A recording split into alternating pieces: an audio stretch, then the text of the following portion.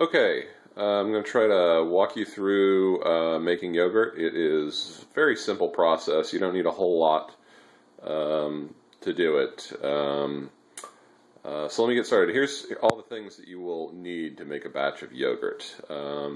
You will need milk. I've found that 2% works the best. You can use fat-free milk if you want fat-free yogurt.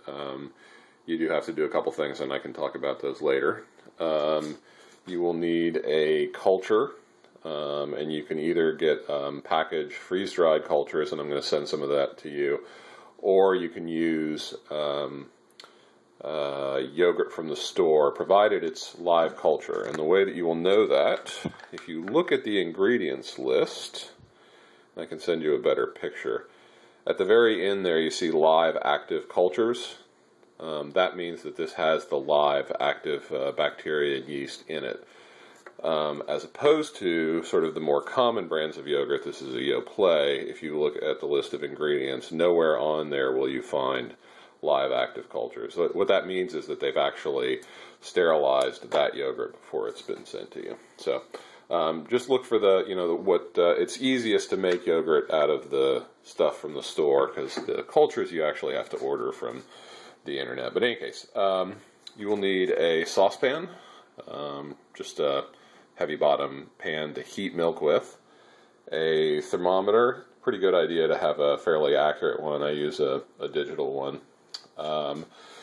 Then you'll need a yogurt maker. The one that I sent you looks similar to this. I think it has a dial timer on the front, whereas this one has a digital one.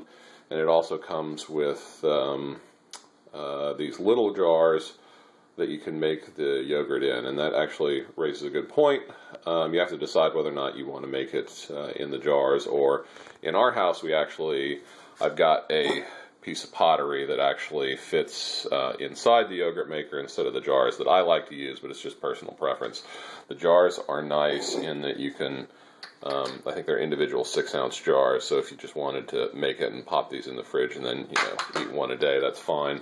We oftentimes are using yogurt for recipes, but in any case, I can walk you through that later in this. And then optional, but and I'll talk about both of them later, instant non-fat dry milk and a strainer. The instant dry milk is if you want to use non-fat milk to make yogurt, you need to add a little bit of extra dry milk, and then the strainer is for making Greek yogurt, which is very popular now. So, okay, I'm going to end this segment and then come back to heating the milk.